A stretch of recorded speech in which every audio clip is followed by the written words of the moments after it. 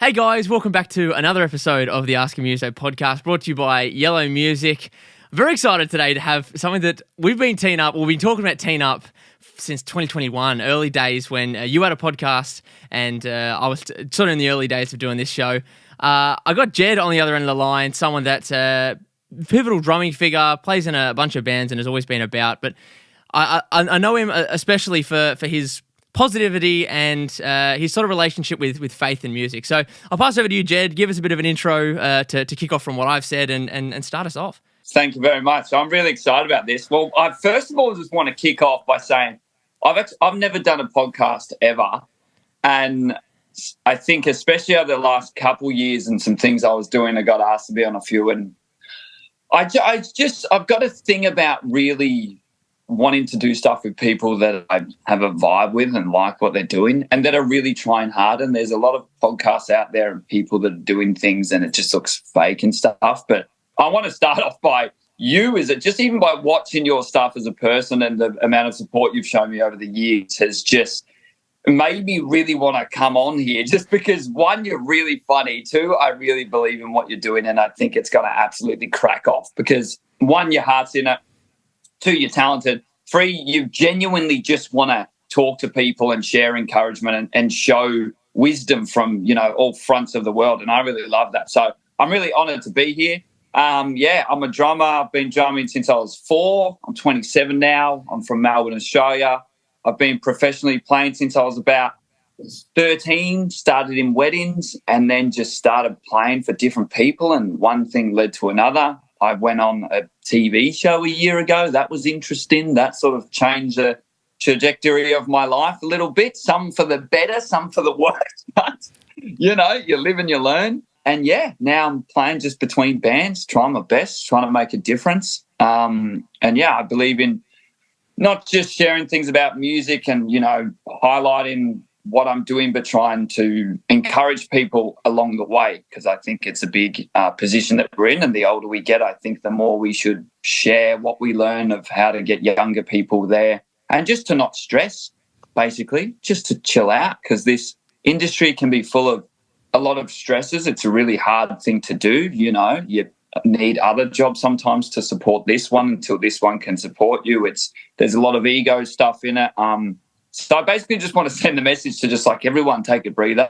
Whatever the will for your life is will happen. Be a good person in the process, and that's something I believe you do absolutely amazing. So I'm really keen to be on here.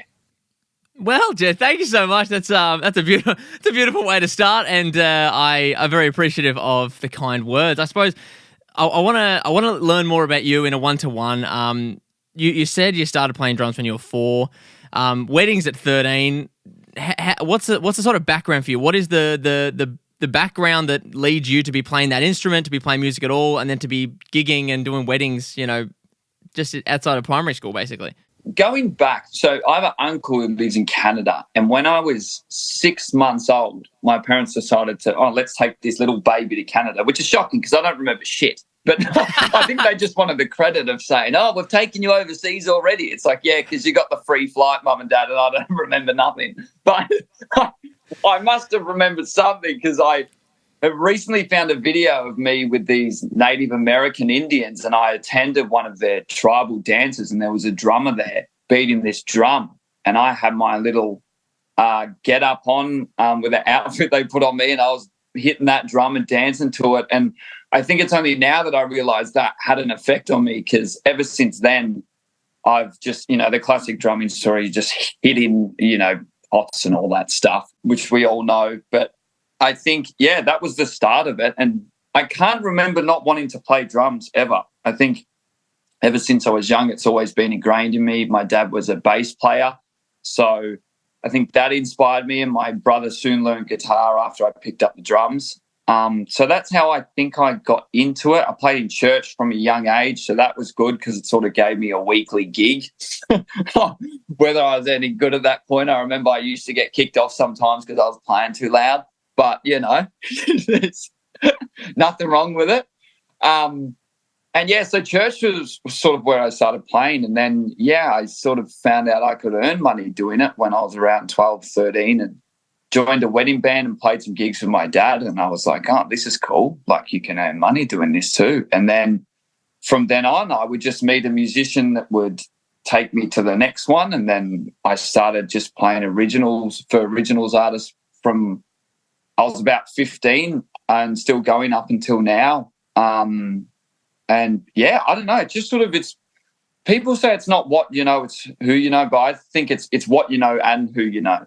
You've got to hone in on your craft, always practice. I still try and practice at least an hour a day if I have the time or I got to make the time. So I think, yeah, it's what you know and who you know. So just honing in on the craft and meeting new people. But, yeah, my sort of music just went from one person to another. I went to America when I was 16 and met some cool musos over there. And one of my early gigs was playing at Lenny Kravitz's house with a mate of mine that just called me up being like, hey, he's got a house party. Do you want to play? And I was like, yeah, sure. And I was like, I think I was like 17 at the time.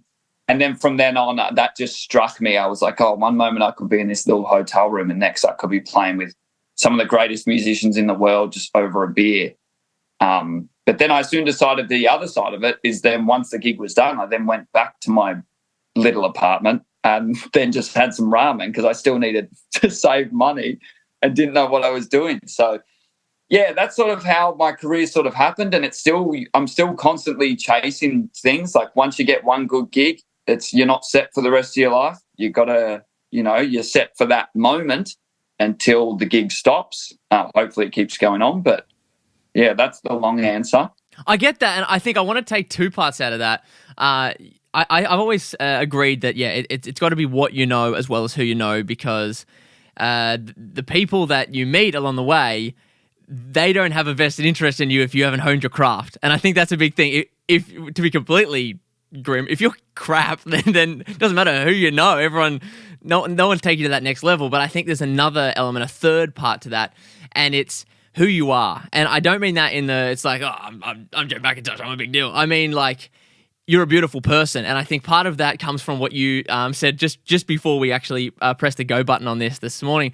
And you were like, look, I'm the darkest I've ever looked, but I'm the most chill I've ever been. And I'm like, that energy, it's got to be energy, it's got to be honing your craft, and then it's people you meet along the way, because that holy trinity is what gets you the next step. It's what gets you to that next level. And then from there, you have to be open or aware, I guess, and give it a sort of respect the idea that it is as humbling as that. Like, when I toured with the Delacoma show in the USA not too long ago, yeah, you have those moments where you go, I'm in an RV that, we got stranded on the highway in the middle of like Toledo, Ohio, stranded on the highway because the RV smashed. And then when we get to the next gig, it's like, oh, these rock stars. But it's like, yeah, we weren't rock stars when we were, struggling to walk, 5 miles to a Starbucks because none of us had enough time to sleep. Because the thing is, we'd all got our sleep schedules on the piss, because at about like 11:30, the boom goes off as one of the tires bursts on the RV, and then suddenly we're all awake.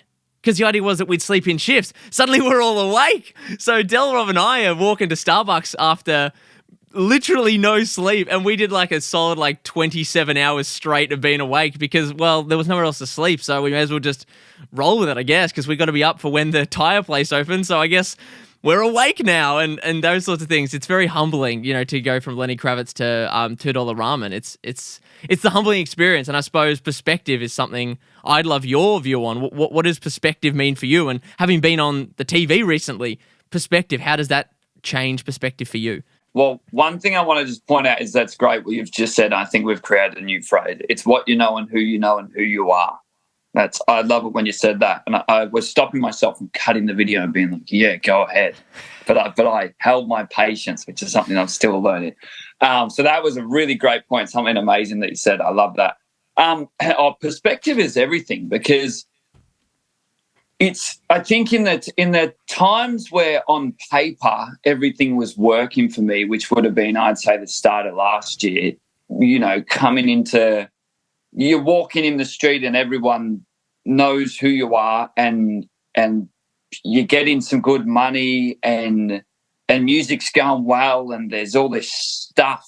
And, you're going to these events and you get the red carpet and you're flying in helicopters and you're doing all this stuff that's on paper seems amazing. But if you're not in a good position within yourself, then it doesn't mean anything. And I think it's being thrown from just chilling and, when I met you, and that's why this is the first podcast I'm doing, because you supported me when I had my little podcast when I was in my apartment in COVID with no gigs, not knowing what I was doing.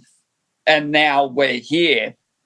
I thought it was really important. But there's times where I've had nothing going on, on paper, and I've been at more peace than when I had everything going on. And I think perspective definitely is everything. And, being depending on where you are within your soul, and I had a lot of healing to do and stuff. And again, perspective comes into it. Without this happening, maybe I never would have healed from the things that I needed to heal from. So in one way, it did push me in that direction. And I don't know if I ever would have dealt with the demons that I had to deal with without being pushed into it. So my perspective is I'm grateful that I'm pushed into it, because sometimes I need a push. Like I think a lot of people in this earth, and whether you have faith or not, people say, oh, this had to happen for this. I don't believe bad things have to happen in order for good to come out of them. I just believe that bad things do happen and God can use them for good. So in the position that I was in, I was being a rat bag and partying, and my ego was just boom. And I'll say that. A lot of people are like, oh, I'm thrown into this. I thought I was awesome. Like I was like, how good's this?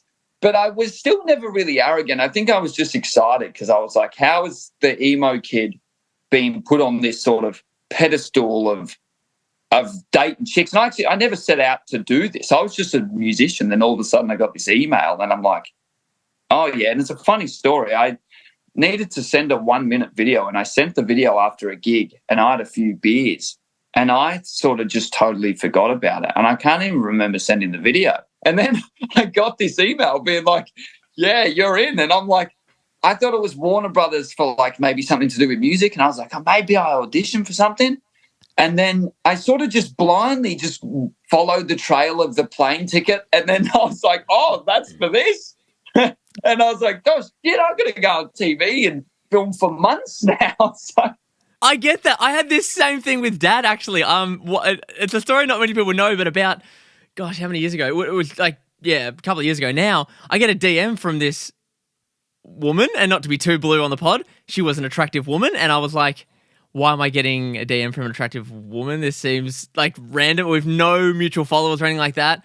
And she says, hey, Bailey, love what you do. Would love to talk more about Lego Masters. And I was like, how would you know that I'm into that?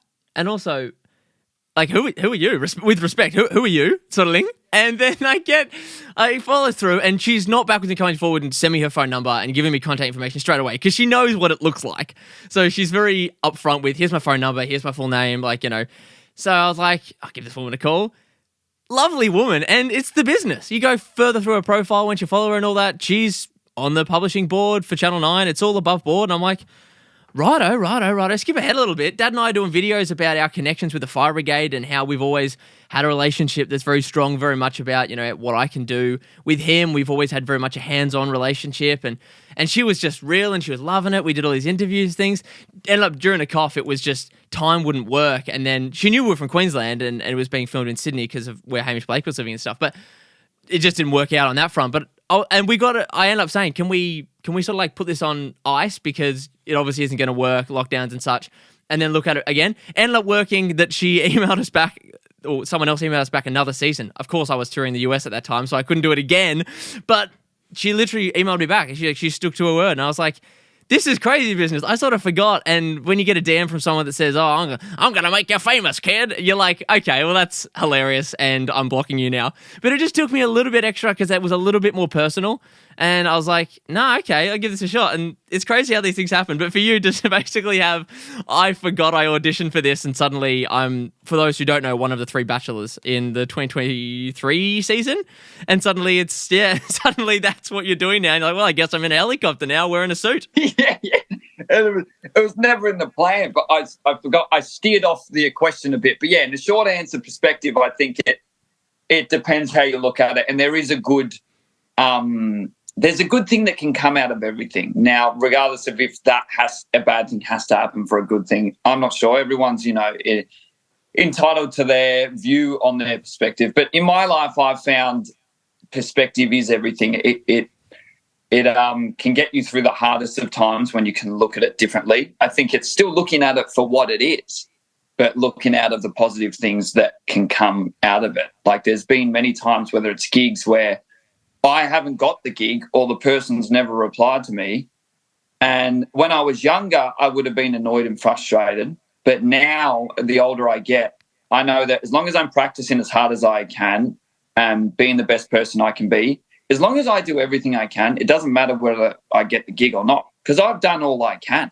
If there's nothing more than I can do, then there's nothing more than I can do. And 9 times out of 10, if I don't get the gig, an awesome gig comes along that would have been on that date. And if I would have said yes to that gig, I wouldn't have got the awesome gig.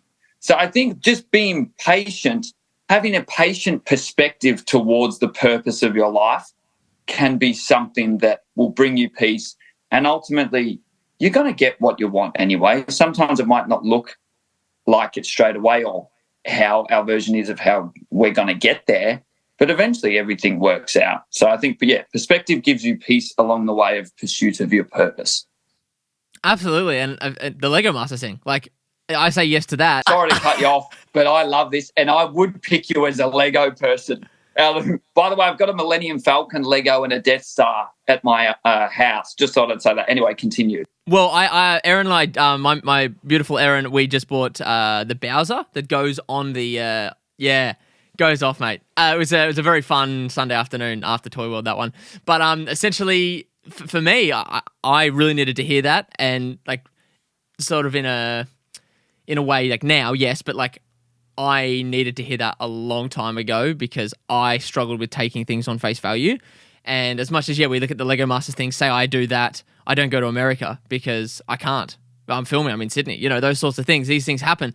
But by the same token, I think that patience, and I was chatting on a podcast not too long ago about, and this can come off out of context pretty full on, the ability to say no and how it can have its benefits. So sometimes when you're not in control, where for something happening and you've put all your effort in and stuff, or something's come up and you need to say no because you can't give it your all, and then things end up working out in a different sort of way later down the track. I absolutely appreciate that, and I think that's something that settles me now. I have to think about that, and I've got a few things that I'm sort of going through at the minute where I'm like, on face value, this doesn't look how I perceive it to look, but I'm doing everything I can. I'm doing all I can, so what can I can't do any more than that. That's all it is. And I think this day and age with social media, and especially in music and TikTok, and the way humans' attention spans are so very small, we're so very easily deterred. And it's such a quick-paced environment these days. And it's hard to say no, but saying no is yes. How many times do you say yes way more than we say no, right? Especially in this day and age, and we're living in this culture of, I see so many memes like, when you're going to bed at 5 a.m. and you got no friends and you're tired of sleep, but we're getting that hustle. And I'm looking at this stuff going, I don't want to do that. You're a genuine cockhead. I'm like, why would you do that? Like, if it makes you happy doing that, which I know scientifically you're not going to be happy with that amount of sleep, but there's this whole hustle culture, and you got to say yes, and I'll sleep when I'm dead, and that's stupid because you will die if you don't get enough sleep. So it's there's this real stress about saying no, but saying no is okay. And it's funny, the more I let go of my pursuit of my own destiny and just focus on being a good person and honing in on my craft, those simple things, the more opportunities flow in. And it's just funny how that works. When I'm really trying to chase something or over-obsess about a goal, it never happens. But if I just take a step back and focus on the things that, people wouldn't normally think, like just, which we all should, and I know you know this as well, is just being a good person, then it's all the other sort of little stuff just works out. So, saying no is a big important thing to the right things, and trust in your gut. It sounds corny, but you just got to trust your gut. And if you make the wrong decision, whatever. There's a million decisions that are coming down the road. This is another thing. It's like we're so obsessed with doing all the plots and making the right steps to make the right decisions. And God forbid if we make the wrong one, all hell's going to break loose. I make wrong decisions every day. I was fixing an engine the other day and I broke the piston. That was a wrong decision. Whole engine just blown up, and you know what I said? I was like, I'll just get another one. And wow, what a wild thing! That I'll get another one another day, and it will be fine. But I think, we're so scared of making the wrong decision. But if you make the wrong decision, we're humans. We fault, and we're not perfect. So, at the end of the day, it's all going to be okay, really. Exactly, and it's all an attitude thing. It's 100% an attitude and a mindset thing. And the beauty of it being an attitude and mindset thing is, just a little secret for those playing at home, they're two things that you're completely in control of. Oh, it's 100%. And sometimes I forget that too. I will sometimes be ruled under my instant emotion and lock that into my brain. And I'll be like, and by the way, all these things that I say, I try and practice them every day, but I don't get it right every day. Sometimes when I make the wrong decision or something happens, I'm so annoyed. I'm so annoyed. But, yeah, your attitude, you can change. But, yeah, sometimes I do, unfortunately, rule under my first instant emotion. I might be disappointed, sad. But now, the older I get and the more I'm catching it, the less time it takes for me to snap myself out of it. I would used to go from spending days of being disappointed to just spending 10 minutes of going through a process of being like, I've got a destiny. I know what God's got for me. I could be, even jealous. That's another thing. Maybe someone else has got something that I wanted, and my attitude towards that is jealousy. And sometimes it happens to all of us. But now I'll be like, no, I've got my own path. That person's path. And even though I'm genuinely excited for that person, I still catch sometimes a little bit of jealousy in my mind. But now the time frame in which I get out of that mind frame is becoming less and less. Saying that, it still does happen. Absolutely, though. And I think it's all about improvement. It's all about improvement, and it's all about that attitude and mindset and putting the effort into yourself, because whether it's a performance thing, whether it's a mental health thing, whether it's just a confidence thing in the social aspect, putting yourself out there and working on yourself is 100% in your control, which can be daunting. But it's also freeing to know that no one can sort of fuck with that. Like, it is 100% your thing, and that's a comforting thing. And I think it's a credit to you, and how this is sort of how to circle back to how we came into contact was as drummers. Neither of us were drums. We were drummers. As people that hit the tubs, If I was a drum, I reckon, just a real skitty, tight, just stupid, something that you barely used. But everyone looks at it when it's on your kit, though. But everyone looks at it when it's on your kit. If you were a drum kit, what brand do you think you would be based on your personality? I've always played Pearl drum kits, but I feel like they have historically dad energy, and so actually no, I'm not gonna say but, and historically they have dad energy, and I often assume the role of the dad in the band. Well, I think you've got a good, and that's not a bad thing. That's a good thing. You're reliable. You sound good. You look good. Hey, with that. Get out of here. But just keep talking, though. I'm loving it. No, but who would you be? What about you, Jed? What drum kit would I be based on my personality? I would be I'd be something like an older DW, I think. Something that's taken me a while before I got good. But it's still got enough age in my wood to have some respect. Okay, yeah, so he's got tenure. He's got some summers on the board. He's got some tenure. And I'm a little overpriced. Oh, look, I'm as they say, champagne taste on a beer budget, but it's champagne taste on a champagne budget. Yeah, I'm more of a yellowtail. Okay, yeah, okay. Well, for me, so you say I wasn't an export? Yeah, you weren't an export. Like, you'd be a reference. Thanks. That's very kind. Oh, well, I was going to say, I'm just looking behind me at my masters in ice blue oyster, and I'm like, blue is my color, so I feel like this is. I'll move it for you. That's what I'm looking at right now. It's such a beautiful kit. That is, and the finish, the oyster. I love a classic oyster. I like one of my next drum kits that I want the finish to be like a white oyster, just that classic. I feel like when we were young kids, every person you would go to, like that was an older band, there'd be that odd drummer that would just have a white oyster kit. And I just remember looking at it being like, oh, that's great. Like, I think before I used to like all the flashy colours, and I still do, but now I'm thinking I appreciate the old classic things a bit more.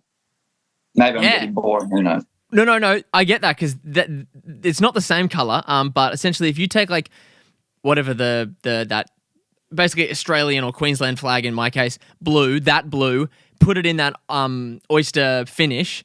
That's in the old style exports, the good exports.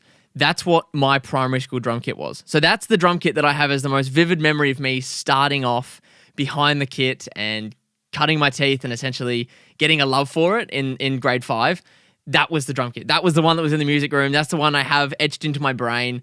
And I suppose mixed with my love of maybe that brighter color now and a drummer I follow called Peyton Taylor in the US who has one of those, which is the bee's knees, and I fell in love with it. I think hers is a Session Studio Select, but yeah, I was like, I love this, and I look at it regularly and go, fuck, she's all right though, isn't she? It's a good-looking color. Good-looking color. Looking back at your drums, just going, yeah, I made the right choice. Exactly. Well, I wanted to skip over now to who you're playing with now. Like, there's lots of things on the cards. There has been things have changed, moved on, but you know, I'll admit I often spin a bit of Mood Monroe in the office at work because it's nice to listen to whilst I'm doing work. But who else are you playing with? Tell me a little bit about what you've got coming up on the band front at the minute. Yeah, so Mood Monroe is a band that I've been part of for I'd say nearly 7 years, and we've toured America and Europe, and it's always streamed really well, which is good. And it's sort of just always ticked along, that band. We are all session musos as well, and we write and play for other people. Jackson, the guitarist, he's actually my brother. We work with each other for 80% of the things that we do. And so, yeah, we Mood Monroe, what's going on with that? We got about 5 songs coming out. We wrote a bunch of tracks in London this time last year, and they'll be coming out soon. I've recently started playing with a band called Coterie, which has been awesome. They're 4 brothers from Perth, and their background is New Zealand. And even when by the time this comes out, we will still be. I'm going there August, September. So got a Europe tour, UK tour coming up with them, which I'm really pumped about.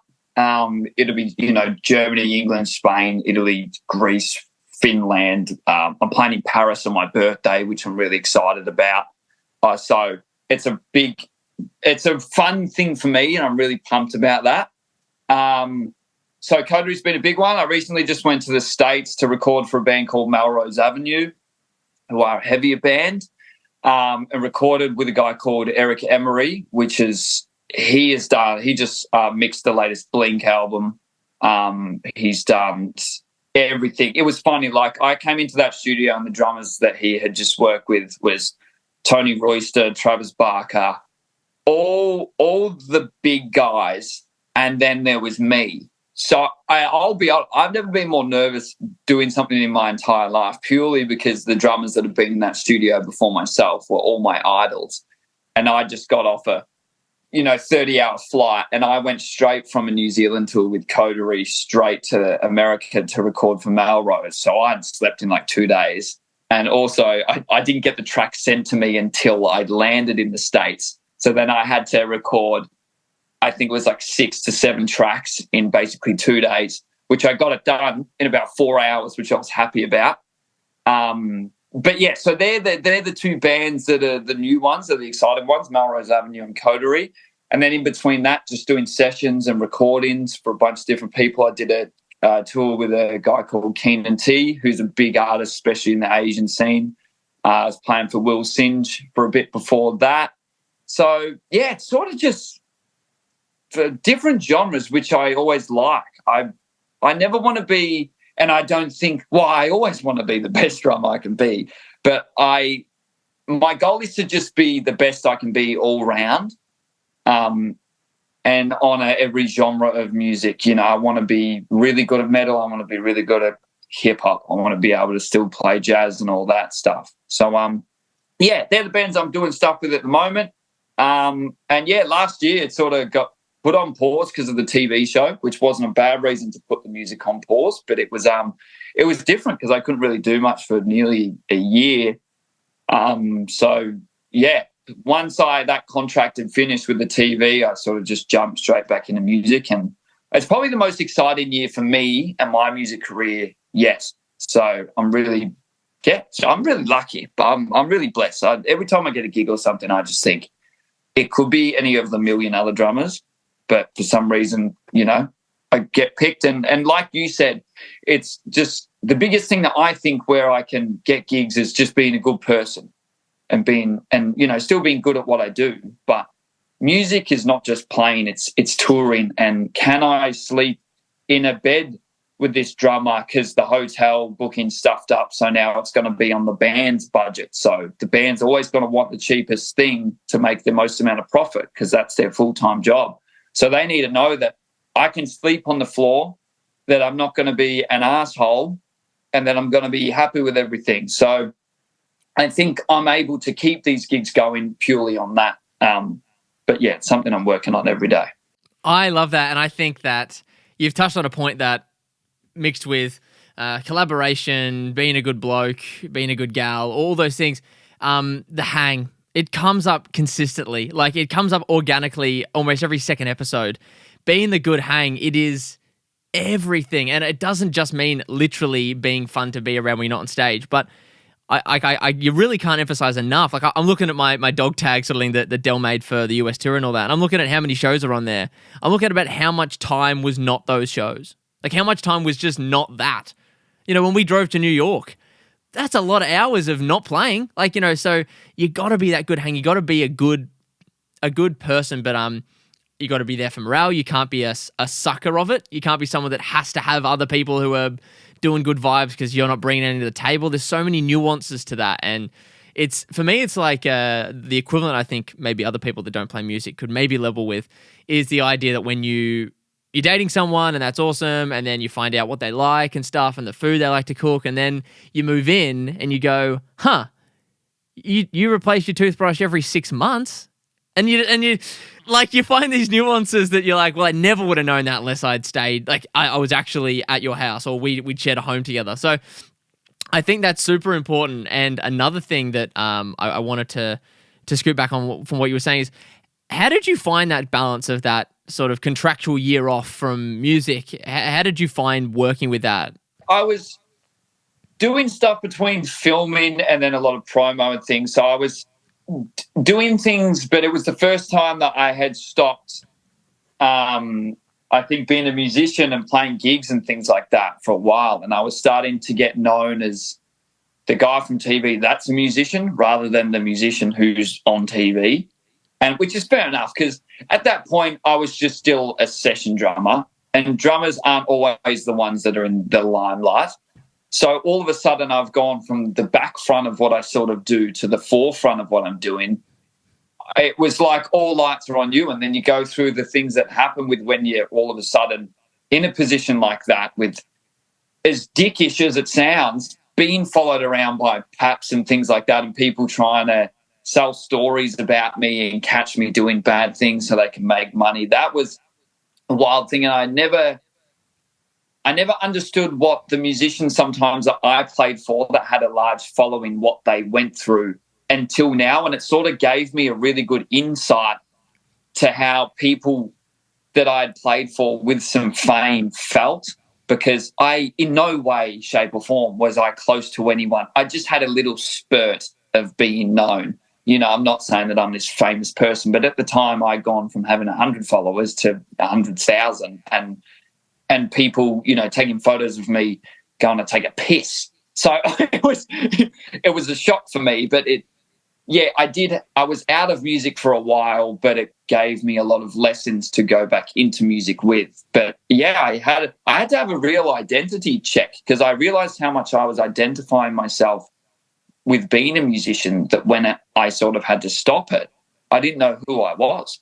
And I was like, I thought it was always healthy to be like, oh, my identity is I'm this musician, I'm this drummer. And then it got switched. I was like, well, who am I actually without music, without this TV show, and without any of this eyeliner and all this stuff? Like, who is the raw core version of who I am? That sounds like a new genre, by the way, raw core.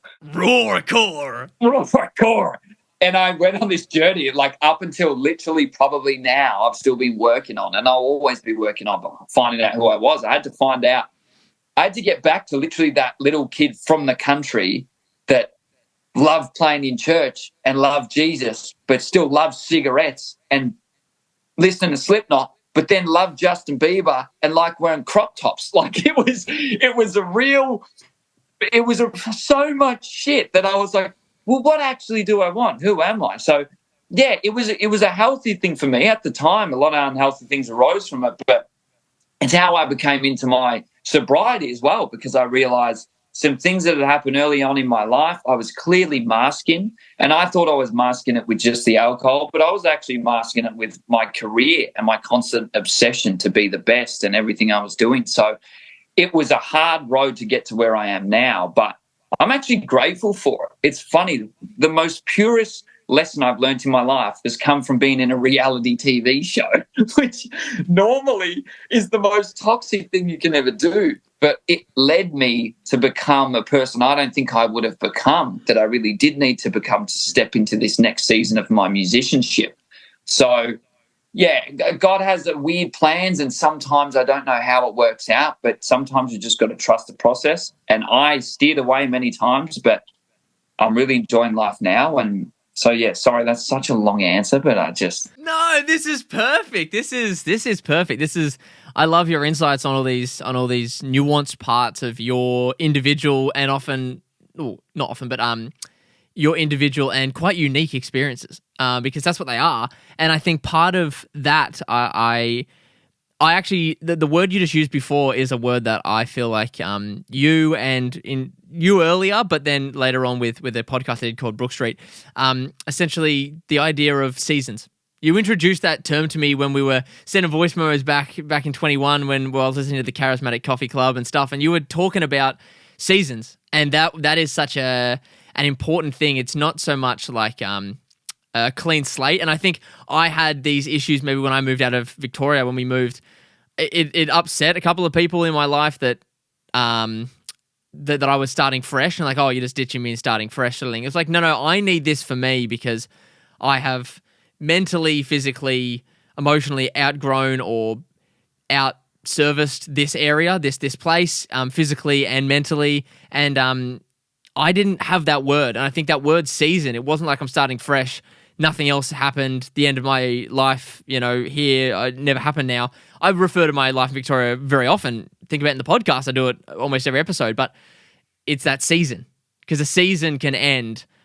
It's not so much a clean slate other than it is, that was then, this is now. And just the freeing nature of that for me, I bought a drum kit during the cough when I actually was pretty much bandless and couldn't play. And I'm looking at this piece of kit and going, fuck, that's a lot of money I've just spent on something I can't use. And I'm like, well, go back to what we said at the start, all I can do is hone my craft. It's literally the only thing I can do. And then I was like, hit up a couple of mates who had been on the pod in the first season. And I was like, do you reckon I'm flogging a dead horse here? And they said, no, bro, you get it back up. Have another go. And now we're up to season 4. So those sorts of things, they happen. It's your attitude and your mindset's how you work out not just the path of least resistance, but the pathway that is available. Because a lot of the other ones, to say, everything's possible if you give it a shot, for a lot of reasons, it was physically impossible for me to play gigs for a little while. So there was no way I could have managed it. It was just not on the table. So I had to come up with something else. How could I keep this creative, ADHD-filled brain going? How could I keep the spicy brain going and sort of stimulate the upstairs paddock a little bit to still enjoy what I loved and just basically find a new outlet for it? Oh, 100%. And going back to the perspective, you just said it there. It's like I can look at this like I've spent a chunk of money and now it's just sitting there, so I can't play gigs. But now it's like I've spent a chunk of money and now I've got this awesome thing that I can practice on for when the gigs come. So it's like, a lot of people, and COVID was, it's a massive thing, and we will always talk about it for ages because it's not every day that you go through an international pandemic. And especially for creatives and artists, we were the first ones to get shut down and the last ones to get let out. We work on a monetary based thing that the more people you play for, the more money you get, but we were restricted to the people that we play. So it's it's a wild thing, but you just said it there. It's like, yeah, I've got this instrument here. I can't play gigs, but now I've got all this time to practice.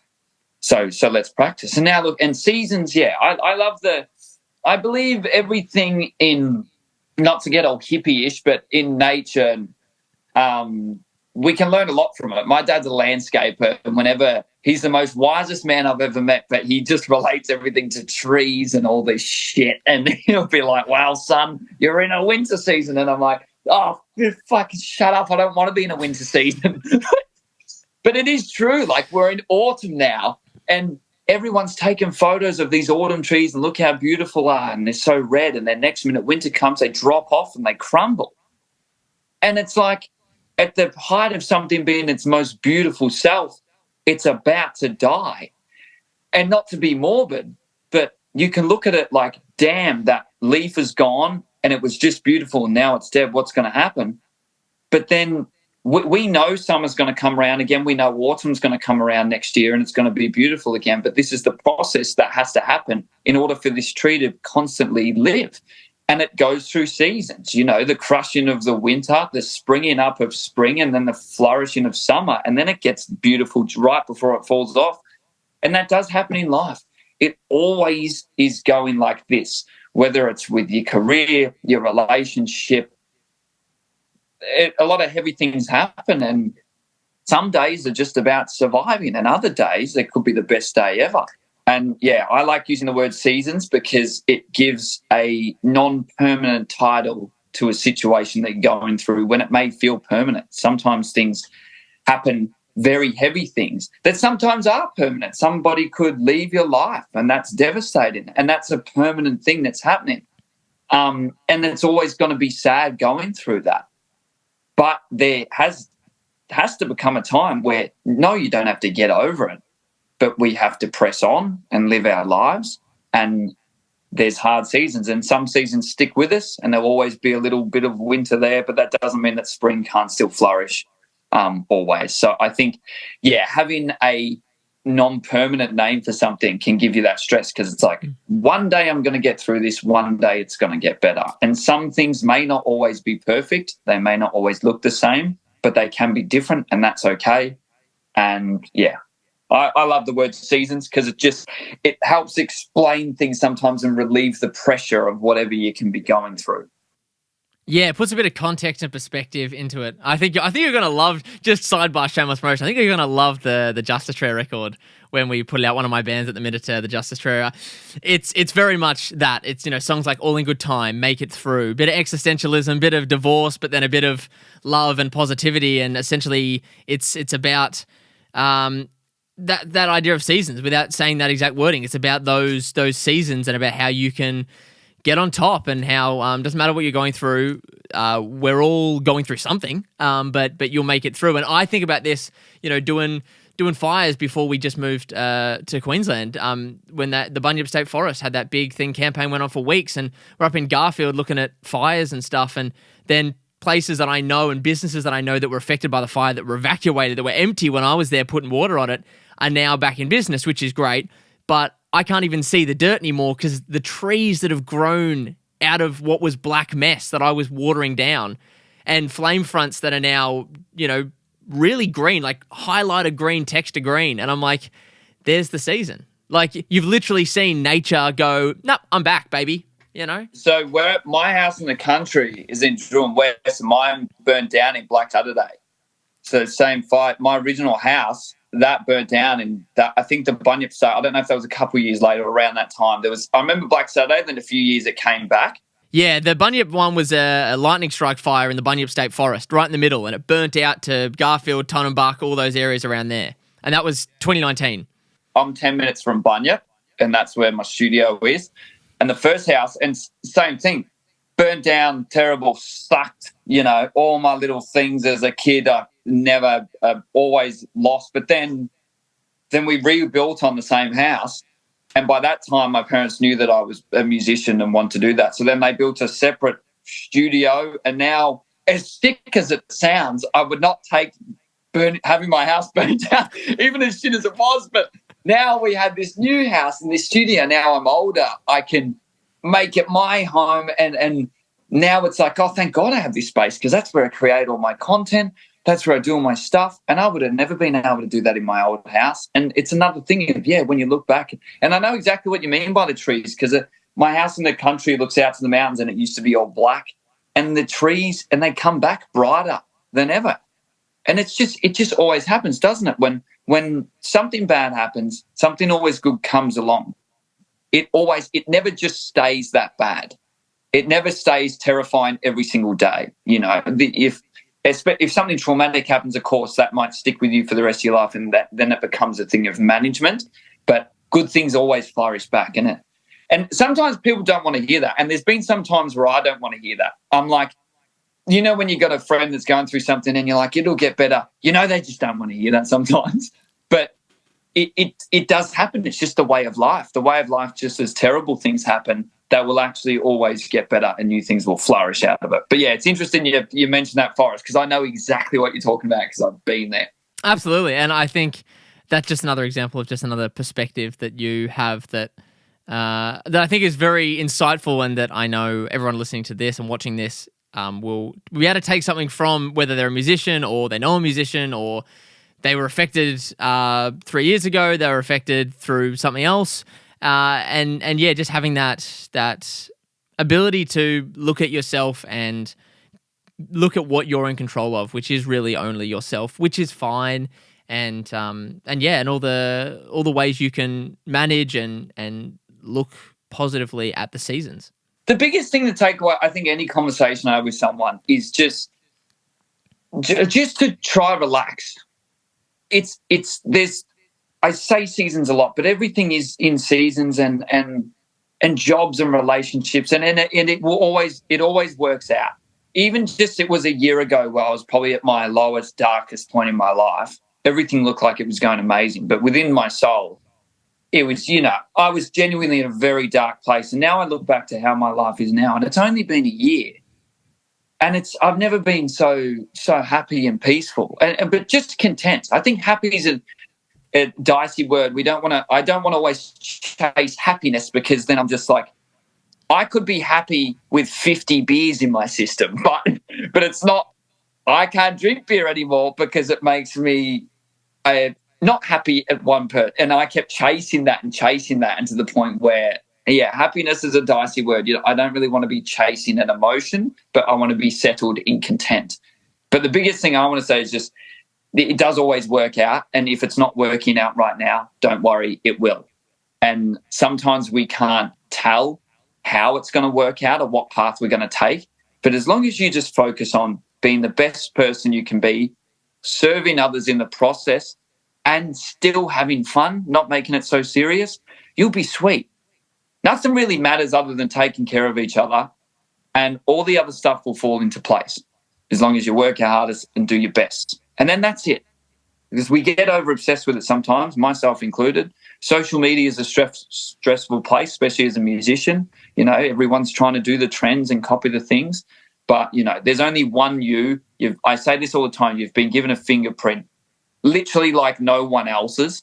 There's no one else's fingerprint but yours, and it's there for a reason, and it's to be yourself and the best version of you that you can be. And as long as you can be that, then nothing else matters. That's a beautiful thought. I love that. I love your kind words on that front. That's very inspiring, and I very much absorbing that. And I know everyone else watching and listening will be. I think that's a beautiful way to tie it up. Where can the lovely people find you, Jed? Where can the people engage in what you're up to finish us off? Well, you can find me on Instagram, jed.mcintosh, MCINTOSH. I'm in a band called Mood Monroe, play for a band called Coterie, Melrose Avenue. I started to turn New Zealand because I mentioned Coterie. Hey, my bros. Shout out to my brothers. Hey, my Māori. Jed.mcintosh on Instagram. I'm on TikTok, but I don't use it because I'm old. I'm nearly 30 now, so I need to get younger. But mainly Instagram, Jed McIntosh, all that good stuff. I might be on another TV show at the end of the year, so look out for that. It'll be interesting. Apart from that, thanks for having me, bro. This has been great. I've never been on a podcast before, and I just want to say I really love what you're doing. You can tell your character and just how much fun you have with it. and you're a very great interviewer. Like, it just feels really natural. It's really easy. And I appreciate your support. You've been one of my biggest supports through all of my life, from when I was doing nothing to when I've got something going on. And I just really appreciate you having me on. I really appreciate that. Like, for me, I'm always constantly dancing that balance of, I want it to be an interview because I know people have questions and I have questions and I want to know more about things, but I really just want to be riffing it up with someone I really care about or I care to learn more about. And I've got essentially 2-in-1 with you, my friend, and a pleasure. I'll always be in the background, and when I'm down south next with the Delacoma show, I'll make sure to give you a bell in case you're nearby, and we can catch up and continue things on for sure. Sounds good, brother. Thanks for having me. My pleasure. Well, guys, that is another episode of the Ask Muso podcast. I'm sure you've enjoyed this as much as I have. Lovely to chat with Jed. He's a beautiful man and a fantastic player. So catch him if you're overseas or next time he's doing stuff locally because, he's a master behind the skins and a fantastic person. Don't be concerned if you think he's got different hair color because it could be different the next time you see him. So we don't know which era or which season of Jed you might get, but regardless, you're going to get a good bloke. So you know where to find these episodes as always, guys. Tuesdays, Apple Podcasts, Spotify, YouTube. You know the drill by now. And until next time, I'll see you later.